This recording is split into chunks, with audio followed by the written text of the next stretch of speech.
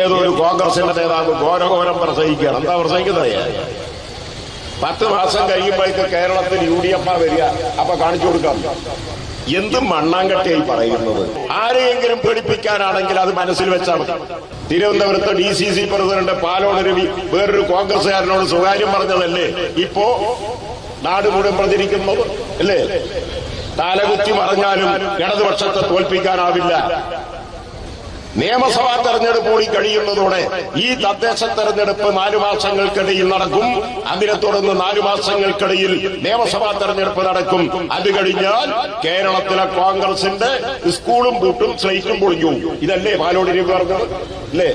ജനങ്ങളുടെ പിന്തുണയോടെ കേരളത്തിന്റെ രാഷ്ട്രീയ അധികാരത്തിലേറിയ പിണറായി സർക്കാരും മുന്നോട്ട് വെച്ച കാലി പിന്നോട്ട് വെക്കും, പിന്തിരിഞ്ഞു പോകുമെന്ന് ആരും കരുതേണ്ടതില്ല. UDFും ഇടതുപക്ഷവും ആരോഗ്യമേഖലയോട് അല്ലെങ്കിൽ കേരളത്തിലെ സേവന മേഖലകളോട് ജനങ്ങളുടെ താൽപര്യവും ക്ഷേമവും പരിരക്ഷിക്കുന്നതിനു വേണ്ടിയുള്ള നടപടികൾ എങ്ങനെയാണ് കൈക്കൊള്ളുന്നത്? അതിന്റെ മകുടോദാഹരണമല്ലേ ഇവിടെ ഉയർന്നു നിൽക്കുന്ന മെഡിക്കൽ കോളേജ്. ഈ മെഡിക്കൽ കോളേജ് സ്ഥിതി ചെയ്യുന്ന ഈ ജംഗ്ഷൻ അല്ലേ? AR മേനോൻ നഗറല്ലേ? അല്ലേ? Doctor AR Menon നഗറല്ലേ? 1957 അധികാരത്തിൽ വന്ന EMSന്റെ നേതൃത്വത്തിൽ അധികാരത്തിൽ വന്ന കമ്മ്യൂണിസ്റ്റ് ഗവൺമെന്റാണ് ഇവിടെ സ്ഥലമേറ്റെടുത്തിട്ട് മെഡിക്കൽ കോളേജ് ആരംഭിച്ചത്. ആ ഗവൺമെന്റിന്റെ കാലത്ത് തന്നെയാണ് ഈ മെഡിക്കൽ കോളേജിന്റെ ഉദ്ഘാടനവും നടന്നിട്ടുള്ളത്. ശരിയല്ലേ? ഇത് ചരിത്രമാണ്. അവിടുന്ന് തുടങ്ങുന്നു. ഇന്നിപ്പോ നേരത്തെ ഇവിടെ പറഞ്ഞല്ലോ 3250-ലധികം കിടക്കകൾ ഇവിടെയുണ്ട്. 5000-ഓളം രോഗികൾ ഇവിടെ വന്നു ചേരുന്നു. ഇവിടെ ഏതെല്ലാം ഡിപ്പാർട്ട്മെന്റുകൾ, ഞാനതൊന്നും ആവർത്തിക്കുന്നില്ല. ഒരു കാര്യം ഞാൻ ആവർത്തിക്കാം. ഇവിടെ തലയുയർത്തി നിൽക്കുന്ന അല്ലേ 8-9 നിലകളുണ്ട് അല്ലേ മുരളി? 9 നിലകളോ മറ്റോ ഉണ്ട്. നമ്മളെ സൂപ്പർ സ്പെഷ്യാലിറ്റി എത്രയുണ്ട്? 9 നില. അത് 2003 അന്നത്തെ UDF ഗവൺമെന്റ്, എന്റെ ഓർമ്മ ശരിയാണെങ്കിൽ, അന്തരിച്ചുപോയ ഞങ്ങളുടെ എല്ലാം സുഹൃത്തുകൂടിയായിരുന്ന അഡ്വക്കേറ്റ് P. ശങ്കരൻ ആരോഗ്യമന്ത്രിയായിരുന്നു, കോൺഗ്രസ് നേതാവ്. അക്കാലത്ത് ഹോളിഡേ ഗ്രൂപ്പിന്, സ്വകാര്യ കമ്പനിക്ക് അല്ലേ എത്ര കോടിക്ക വിൽപ്പന? അതെ, എത്രയോ കോടിക്ക്. അതിനൊക്കെ അന്നത്തെ ഭരണ നേതൃത്വത്തിലുള്ളവരുടെ കമ്മീഷൻ തുക എത്രയാ നിശ്ചയിച്ചതെന്നൊന്നും നമുക്കറിയില്ല. എന്തായാലും അതില്ലാതൊരു കച്ചവടം അവരുടെ കാലത്ത് നടന്നിട്ടുണ്ടാവില്ലല്ലോ. 2006 അതിനെതിരായിട്ട് ആ 2003 കാലത്ത് അതിശക്തമായ സമരം DYFIയും CPIMും വിവിധങ്ങളായ ബഹുജന പ്രസ്ഥാനങ്ങളും സർവീസ് സംഘടന എല്ലാം ഇവിടെ നടത്തിയില്ലേ? അങ്ങനെയല്ലേ ആ വിൽപ്പന തടയാൻ കഴിഞ്ഞത്? 2006 VSന്റെ നേതൃത്വത്തിലുള്ള ഇടതുപക്ഷ ജനാധിപത്യ മുന്നണിയുടെ ഗവൺമെന്റ് അധികാരത്ത് വന്നു. സഖാവ് ശ്രീമതി ടീച്ചർ ആരോഗ്യമന്ത്രിയായി. ടീച്ചർ നേരിട്ട് ഇവിടെ വന്നു, ഈ കാര്യങ്ങളെല്ലാം പഠിച്ചു. എന്നിട്ട് 2006 VS മുഖ്യമന്ത്രിയായ PK ശ്രീമതി ടീച്ചർ ആരോഗ്യമന്ത്രിയായ അന്നത്തെ സർക്കാരാണ് അത് തടഞ്ഞ് അത് പൊതുമേഖലയിൽ നാടിന്റെ ഉടമസ്ഥതയിൽ നിലനിർത്തിയത്. നിങ്ങൾ നോക്ക്, ഇവിടെ നിന്ന് ഒരു 2 മിനിറ്റ് വേണ്ടല്ലോ അതൊന്ന് പോയി കാണാൻ. അവിടെ ഇന്ന് കേരളത്തിലെ എന്നല്ല ഇന്ത്യയിലെ തന്നെ ഏറ്റവും മെച്ചപ്പെട്ട നിലയിൽ പ്രവർത്തിക്കുന്ന ഒരു കാർഡിയോളജി വിഭാഗം. സൗജന്യ ചികിത്സയാണ്. നെഫ്രോളജി അതിനകത്താ പ്രവർത്തിക്കുന്നത്, ന്യൂറോളജി അതിനകത്താ പ്രവർത്തിക്കുന്നത്, ഗ്യാസ്ട്രോ എൻട്രോളജി അതിനകത്താ പ്രവർത്തിക്കുന്നത്. മറ്റേതെല്ലാം ഡിപ്പാർട്ട്മെന്റുകളാണ് എന്ന് എനിക്കിപ്പോ പറയാനാവില്ല. അത്ര വലിയ ഇപ്പൊ ചെന്ന് നോക്കിയാലും അല്ലേ 100 കണക്കിന് രോഗികളും അവരുടെ കൂട്ടിരിപ്പുകാരും അതിന്റെ ചുറ്റും അവിടങ്ങളിലെല്ലാം ഉണ്ടാകും. ഇത് 2 മുന്നണികളും ഭരണകൂട തലത്തിലും ഒക്കെയുള്ള ഒരു നിലപാട് തമ്മിലുള്ള ഒരു താരതമ്യത്തിന് സഹായകരമാണ്. സ്വകാര്യ മേഖല ഇപ്പോ കടന്നു വരുന്നു. സ്വകാര്യ മേഖല കടന്നു വരുമ്പോ കോഴിക്കോട് മിംസ് ആശുപത്രിയാവട്ടെ, ബേബിയാവട്ടെ, അതുപോലെ ആകാശം മുട്ട തലയുയർത്തി നിൽക്കുന്ന സ്വകാര്യ ആശുപത്രികൾ, അതിന്റെ എല്ലാം ഉടമാവകാശം ഈ കോർപ്പറേറ്റുകൾ കൈയടക്കുന്നു എന്ന് പറയുമ്പോൾ ആ കോർപ്പറേറ്റുകളുടെ താല്പര്യത്തെയും ഞങ്ങൾ നിശ്ചിതമായി തുറന്നു കാണിക്കുന്നു. എന്നാൽ സ്വകാര്യ ആശുപത്രികൾ, സ്വകാര്യ മേഖല ചികിത്സാ രംഗത്ത് നിർവഹിക്കുന്ന പങ്കിനെ ഞങ്ങൾ അവമതിക്കുന്നില്ല, ഞങ്ങളതിനെ കുറച്ചു കാണുന്നില്ല. സ്വകാര്യ മേഖലയും ചികിത്സാ രംഗത്ത് പങ്കുവഹിക്കുന്ന ശക്തികൾ തന്നെയാണ്. അതിനെ ഞങ്ങൾ നിഷേധിക്കുന്നില്ല, തള്ളിപ്പറയുന്നില്ല. എന്നാൽ കോർപ്പറേറ്റുകൾ കൈയടക്കുന്നതോടെ അവിടെ സാധാരണ മനുഷ്യർ, കടത്തരക്കാർക്ക് ചെന്ന് എത്തിച്ചേർന്നിട്ട് അവരുടെ രോഗപരിരക്ഷ, ചികിത്സ, ആരോഗ്യ പരിരക്ഷ ഉറപ്പുവരുത്താൻ ഒരു തരത്തിലും അതിനെ ആശ്രയിക്കാൻ കഴിയാത്ത അകലെ നിന്ന് ആ അരിയടത്ത് വാരത്ത് നിന്ന് ബേബി മെമ്മോറിയൽ ഹോസ്പിറ്റലിനെ നോക്കിയിട്ടൊന്ന് സാല്യൂട്ട് കൊടുക്കാം. ആ മിനി ബൈപ്പാസിലൂടെ പോകുമ്പോൾ വലത്തോട്ട് നോക്കിയിട്ട് മിംസിനൊരു സാല്യൂട്ട് കൊടുത്തു പോവുക എന്നല്ലാതെ അങ്ങോട്ട് പോയിട്ട് ചികിത്സിക്കാൻ പറ്റുമോ? ചികിത്സയ്ക്ക് വേണ്ടി ആശ്രയിക്കുന്നതിന് പാവപ്പെട്ടവർക്ക് അതിനെ ആശ്രയിക്കാൻ പറ്റുമോ? ഈ നിലയിലേക്കുള്ള സാഹചര്യങ്ങൾ ഉണ്ടാകുന്നു. അതിനെയാണ് ഞങ്ങൾ അതിനിശ്ചിതമായി തുറന്നു കാണിക്കുന്നത്, അതിനെയാണ് ഞങ്ങൾ എതിർക്കുന്നത്. കേരളത്തിലെ ആരോഗ്യ മേഖലയെ തകർക്കുന്നതിന് ഗൂഢമായ നീക്കങ്ങൾ UDF നടത്തുമ്പോ അതിന്റെ പിന്നിലുള്ള താല്പര്യം കോർപ്പറേറ്റുകളെ സഹായിച്ച് എന്നിട്ട് തങ്ങളുടെ പോക്കറ്റ് വീർപ്പിക്കുക എന്നുള്ളത് കൂടിയാണ് വലതുപക്ഷ രാഷ്ട്രീയ ശക്തികളുടെ ചേതോവികാരം എന്നുള്ള ആക്ഷേപമാണ്, വിമർശനമാണ് ഞങ്ങൾ ഈ സമരമുഖത്ത് ഉന്നയിക്കുന്നത്. മാത്രമല്ല UDFകാരൊക്കെ, ചില കോൺഗ്രസിന്റെ നേതാക്കന്മാരൊക്കെ ഈ മെഡിക്കൽ കോളേജ് ഞാൻ എന്നാളത്തെ ഇതിനെ പോകുമ്പോൾ കണ്ടു. ഇതിലെ ഒരു പരിപാടിക്ക് അങ്ങോട്ട് പാസ് ചെയ്ത് വാഹനത്തിൽ പോകുമ്പോ ഏതോ ഒരു കോൺഗ്രസിന്റെ നേതാവ് ഘോരഘോരം പ്രസംഗിക്കുകയാണ്. എന്താ പ്രസംഗിക്കുന്നറിയാം? 10 മാസം കഴിയുമ്പോഴേക്ക് കേരളത്തിൽ UDF വരിക, അപ്പൊ കാണിച്ചു കൊടുക്കാം. എന്ത് മണ്ണാങ്കട്ടിയായി പറയുന്നത്? കേരളത്തിൽ എന്തിനാണെന്നറിയോ? ഇവിടുത്തെ ആരെങ്കിലും പേടിപ്പിക്കാനാണെങ്കിൽ മുമ്പിൽ പോലീസ് സ്റ്റേഷൻ ഉണ്ട്, മെഡിക്കൽ കോളേജ് പോലീസ് സ്റ്റേഷൻ. അവിടുത്തെ പോലീസുകാരെ പേടിപ്പിക്കാനായിരിക്കും ചിലപ്പോൾ പരിധിയിൽ നിർത്താൻ. അതുപോലെ ഈ മെഡിക്കൽ കോളേജിലെ സൂപ്രണ്ടിനെയോ അതുപോലെ പ്രിൻസിപ്പാളെയോ ഡിപ്പാർട്ട്മെന്റ് തലവന്മാരെയോ അവിടുത്തെ ഉദ്യോഗസ്ഥന്മാരെയോ ആരെയെങ്കിലും പേടിപ്പിക്കാനാണെങ്കിൽ അത് മനസ്സിൽ വെച്ചാൽ മതി. അതൊക്കെ മനസ്സിൽ വെച്ചാൽ മതി. അതൊന്നും ഇവിടെ നടക്കുന്നതല്ല. 2021 തെരഞ്ഞെടുപ്പ് അടുത്ത ഘട്ടത്തിലും നമ്മളിത് കുറെ കണ്ടതാണ്. അന്ന് ഇന്ന് 4 ആളോ 5 ആളുമാണ് മുഖ്യമന്ത്രിമാരായിട്ട് റിഹേഴ്സൽ നടത്തിക്കൊണ്ടിരിക്കുന്നത്. കോൺഗ്രസ് റിഹേഴ്സൽ, ആ റിഹേഴ്സലിന്റെ പിടിവലിക്കിടയിൽ മുസ്ലിം ലീഗ് അവരും റിഹേഴ്സൽ നടത്തുന്നുണ്ട്. എന്നാ പിന്നെ ഇവർ തമ്മിലുള്ള തർക്കത്തിൽ നമുക്ക് ചുളുവിൽ മുഖ്യമന്ത്രിയാവാൻ പറ്റുമോ എന്ന ശ്രമം ലീഗും നടത്തുന്നുണ്ട്. അതൊക്കെ മനസ്സിലിരുന്നോട്ടെ. 2021 മുഖ്യമന്ത്രിമാരുടെയും മന്ത്രിമാരുടെയും റിഹേഴ്സൽ, മന്ത്രിമാരുടെ ആഫീസിലാണ് നിയോഗിക്കൽ, ഇതെല്ലാം മാസങ്ങൾക്ക് മുമ്പ് തന്നെ ലീഗും കോൺഗ്രസും നടത്തിയിട്ടുള്ള വിവരങ്ങളും പിന്നെ അങ്ങാടിപ്പാട്ടായി എല്ലാവരുടെയും ചെവിയിലെത്തിയതാണ്. അതിനേക്കാളും തിളക്കമാർന്ന നിലയിൽ 2021 തെരഞ്ഞെടുപ്പിനെ തുടർന്ന് വോട്ടെണ്ണിയപ്പോൾ എന്താണോ കേരളത്തിലെ ജനങ്ങൾക്ക് കാണാൻ കഴിഞ്ഞത്, അതിനേക്കാളും തിളക്കമാർന്ന നിലയിൽ 2026 നിയമസഭാ തെരഞ്ഞെടുപ്പ് കഴിയുമ്പോൾ ഇടതുപക്ഷ ജനാധിപത്യ മുന്നണി കേരളത്തിൽ തിരിച്ചു വരും, മൂന്നാമതും തിരിച്ചു വരും. ഇതിപ്പോ നമ്മൾ മാത്രമല്ലല്ലോ പറയുന്നു. നമ്മൾ CPM ആയതുകൊണ്ട്, ഇടതുപക്ഷക്കാരായതുകൊണ്ട് നമ്മളത് ഒന്ന് ആവർത്തിക്കുന്നു എന്ന് മാത്രം. കോൺഗ്രസിന്റെ നേതാക്കന്മാരെന്താ പറയുന്നത്? തിരുവനന്തപുരത്ത് DCC പ്രസിഡന്റ് പാലോട് രവി വേറൊരു കോൺഗ്രസുകാരനോട് സ്വകാര്യം പറഞ്ഞതല്ലേ ഇപ്പോ നാട് മുഴുവൻ പ്രചരിക്കുന്നത് അല്ലേ? തലകുത്തി മറിഞ്ഞാലും ഇടതുപക്ഷത്തെ തോൽപ്പിക്കാനാവില്ല. നിയമസഭാ തെരഞ്ഞെടുപ്പ് കൂടി കഴിയുന്നതോടെ ഈ തദ്ദേശ തെരഞ്ഞെടുപ്പ് 4 മാസങ്ങൾക്കിടയിൽ നടക്കും. അതിനെ തുടർന്ന് 4 മാസങ്ങൾക്കിടയിൽ നിയമസഭാ തെരഞ്ഞെടുപ്പ് നടക്കും. അത് കഴിഞ്ഞാൽ കേരളത്തിലെ കോൺഗ്രസിന്റെ സ്കൂളും പൂട്ടും സ്ലേറ്റും പൊളിഞ്ഞു. ഇതല്ലേ പാലോട് രവി പറഞ്ഞത്? അല്ലേ? ഞാൻ എന്റെ ഭാഷയിലൊന്ന് മാറ്റിയെന്നേ ഉള്ളൂ, ശൈലിയിൽ. കോൺഗ്രസിന്റെ സ്കൂളും പൂട്ടിപ്പോകും, സ്ലേറ്റും പൊളിഞ്ഞു. പുതിയ കാലത്ത് 1-ലും 2-ലൊന്നും സ്ലേറ്റ് ഇല്ല. പണ്ട് ഈ ഇരിക്കുന്നതിൽ അധികാളം സ്ലേറ്റ് ഉപയോഗിച്ച് പഠിച്ചവരായതുകൊണ്ട് അത് ഇല്ലേ, സ്ലേറ്റ് എന്ന് പറഞ്ഞാൽ മനസ്സിലാവില്ല.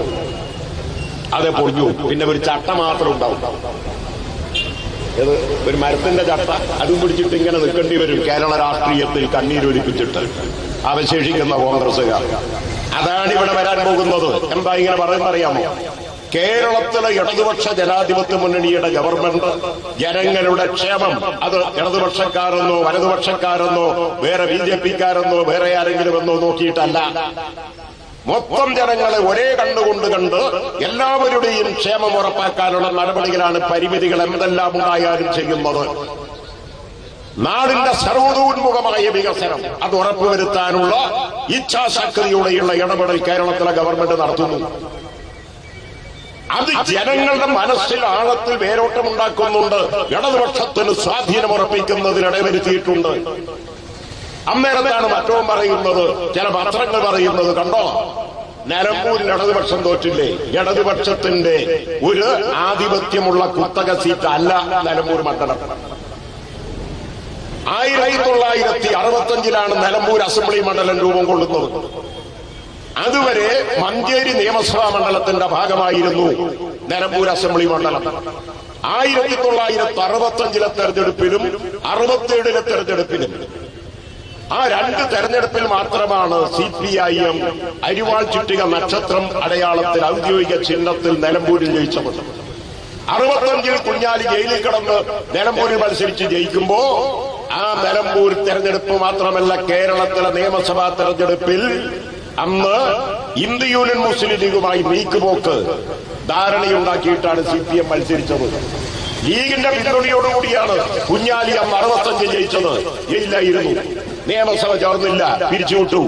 67 പൊതു തെരഞ്ഞെടുപ്പ് വീണ്ടും കേരളത്തിൽ വന്നു. മുസ്ലിം ലീഗ് കേരളത്തിലെ CPM-ന്റെ നേതൃത്വത്തിലുള്ള സപ്തകക്ഷി ഐക്യമുന്നണി ഗവൺമെന്റിൽ മുന്നണിയുടെ ഭാഗമായി അതിലൊരു കക്ഷിയായി മാറി. മുന്നണിയുടെ ഘടകകക്ഷിയായി ഇന്ത്യ യൂണിയൻ മുസ്ലിം ലീഗ് 67. ലീഗിന്റെ പിന്തുണയോടെ കുഞ്ഞാലി 67 ജയിച്ചു. 67 ജയിച്ച കുഞ്ഞാലി 69 വധിക്കപ്പെട്ടു, രക്തസാക്ഷിയായി. ഉപതെരഞ്ഞെടുപ്പ് നടന്നു. ആ ഉപതെരഞ്ഞെടുപ്പിൽ CPIM-ന്റെ പ്രതിനിധിയായി ഈ കോഴിക്കോട് ജില്ലക്കാരനായിരുന്ന, അന്ന് വടകര താമസമാണ്, ഇപ്പോൾ മേപ്പയൂർ താമസമാണ്, CP അബൂബക്കർ അന്നത്തെ വിദ്യാർത്ഥി നേതാവ് സംസ്ഥാനത്തെ. അദ്ദേഹം അരിവാൾ ചുറ്റിക നക്ഷത്രത്തിൽ നിലമ്പൂരിൽ മത്സരിച്ചു. MP ഗംഗാധരൻ കോൺഗ്രസിന്റെ സ്ഥാനാർത്ഥിയായി മത്സരിച്ചു. CP അബൂബക്കർ തോറ്റു, MP ഗംഗാധരൻ ജയിച്ചു. അതല്ലേ ഉണ്ടായത്? അതാ ഉണ്ടായത്. പിന്നെ കോൺഗ്രസിൽ ഭിന്നത വന്നു. ആന്റണിയുടെ നേതൃത്വത്തിൽ, AK ആന്റണിയുടെ നേതൃത്വത്തിൽ ആന്റണി കോൺഗ്രസ് ഉണ്ടായി. ഇന്ദിരാഗാന്ധിക്കെതിരായി ആന്റണി കോൺഗ്രസ് രംഗത്ത് വന്നു. ആ ആന്റണി കോൺഗ്രസ് CPM-മായി ചേർന്ന് ഇടതുപക്ഷ ജനാധിപത്യ മുന്നണിയുടെ ഭാഗമായി. 80 തെരഞ്ഞെടുപ്പിൽ നിലമ്പൂരിൽ ഇടതുപക്ഷ ജനാധിപത്യ മുന്നണിയുടെ ആന്റണി കോൺഗ്രസിന്റെ സ്ഥാനാർത്ഥിയായി ഇന്നും ജീവിച്ചിരിപ്പുള്ള വന്യവയോധികനായ കോൺഗ്രസ് നേതാവ് C. ഹരിദാസ് മത്സരിച്ചു. ആന്റണി കോൺഗ്രസ്, അദ്ദേഹം ജയിച്ചു. അദ്ദേഹം MLA ആയി. പക്ഷേ ആന്റണി കോൺഗ്രസ് ആര്യാടൻ മുഹമ്മദിനെ, MLA അല്ലാത്ത ആര്യാടൻ മുഹമ്മദിനെ മന്ത്രിയാക്കാൻ തീരുമാനിച്ചു. നായനാർ മന്ത്രിസഭയിൽ ആര്യാടൻ 80 സത്യപ്രതിജ്ഞ ചെയ്തു. 6 മാസത്തിനുള്ളിൽ മത്സരിച്ച് MLA ആവേണ്ടതുണ്ട്, എന്നാലേ ഈ മന്ത്രിസ്ഥാനം നിലനിർത്താൻ പറ്റും. ഹരിദാസ് എന്ന് പറയുന്ന നിലമ്പൂരിലെ കോൺഗ്രസ് MLA രാജിവെപ്പിച്ച് ആര്യാടനെ അവിടെ മത്സരിപ്പിച്ച് MLA ആക്കാൻ ആന്റണി കോൺഗ്രസ് തീരുമാനിച്ചു. അങ്ങനെ ഹരിദാസ് കോൺഗ്രസ് നേതാവ് MLA രാജിവെച്ച് ആര്യാടൻ തെരഞ്ഞെടുപ്പിൽ മത്സരിച്ചു. ഉപതെരഞ്ഞെടുപ്പ് ആര്യാടന് CPM ഇടതുപക്ഷ മുന്നണിയുടെ ഭാഗമായതുകൊണ്ട് പിന്തുണ കൊടുത്തു. അന്ന് കുറച്ച് പ്രയാസങ്ങളൊക്കെ സ്വാഭാവികമായിട്ടും ഉണ്ടാകും എന്നുള്ളത് പാർട്ടി അവിടെ അംഗീകരിക്കേണ്ടി വന്നിട്ടുണ്ടാകും എന്നുള്ളത് നമുക്കെല്ലാം മനസ്സിലാക്കാവുന്ന കാര്യമല്ലേ ഉള്ളൂ. പാർട്ടി നേതൃത്വം ആ കോൺഗ്രസിനകത്ത് CPM-ന്റെ മറുഭാഗത്തുള്ള ഒറ്റക്കെട്ടായി CPM-നെ ശരിപ്പെടുത്താൻ വരുന്ന കോൺഗ്രസിൽ ഉണ്ടായ ഭിന്നതയും നമുക്കനുകൂലമായിട്ട് ഒരു സെറ്റ് മാറി വന്നപ്പോ അതിനെ ഉപയോഗപ്പെടുത്തി ആ സാഹചര്യത്തെ മറികടക്കേണ്ടതിന്റെ ആവശ്യകതയും ബോധ്യപ്പെടുത്തി ആര്യാടനെ ജയിപ്പിച്ചു. 82 പിന്നെ ആന്റണിയുടെ കോൺഗ്രസ് മറുകണ്ഠം ചാടി. നായനാർ ഗവൺമെന്റ് വീണു. 82 നിയമസഭാ തെരഞ്ഞെടുപ്പ് കേരളത്തിൽ നടന്നു. ആ തെരഞ്ഞെടുപ്പിൽ 82 നിയമസഭാ തെരഞ്ഞെടുപ്പാകുമ്പോഴേക്ക് മലപ്പുറം ജില്ലാ കോൺഗ്രസ് കമ്മിറ്റിയുടെ DCCയുടെ പ്രസിഡന്റായിരുന്ന TK ഹംസ, ഇന്നത്തെ നമ്മുടെ ഹംസക്ക, അന്ന് കുറെ കോൺഗ്രസുകാരെയും കൂട്ടി സ്വതന്ത്രനായിട്ട് നമ്മളുമായി സഹകരിക്കാനും നിലമ്പൂരിൽ സ്വതന്ത്രനായി മത്സരിക്കാനും തയ്യാറായി.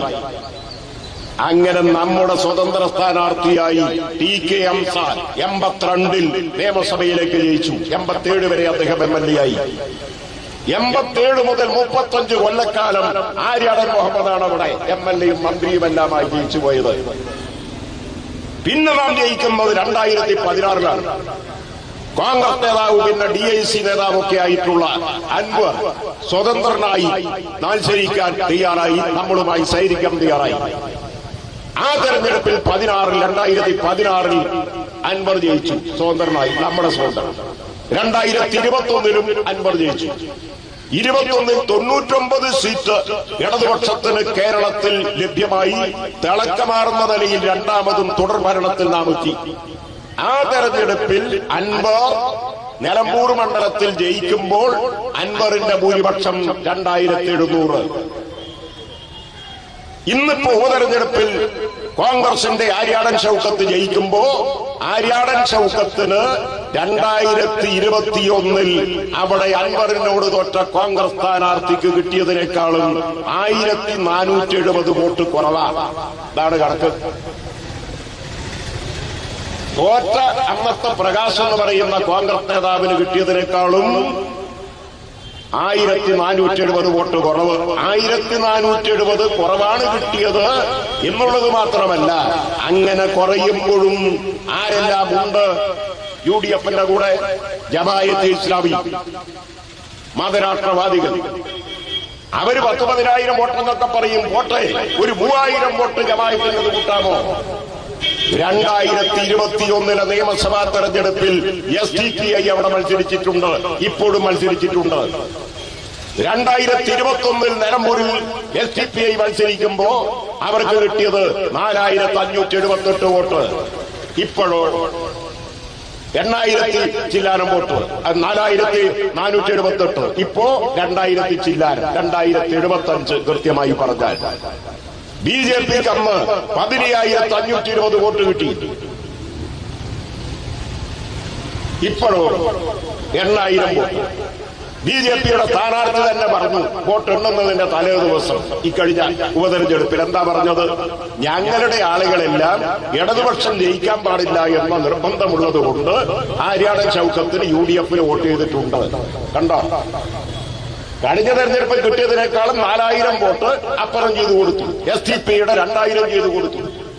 ജമാഅത്തിന്റെ ഒരു 3000-എങ്കിലുമുള്ള വോട്ട്. ഇതെല്ലാം കിട്ടിയിട്ടും 2021-ൽ കിട്ടിയതിനേക്കാളും 1470 വോട്ട് UDF-ന് കുറവാണ്.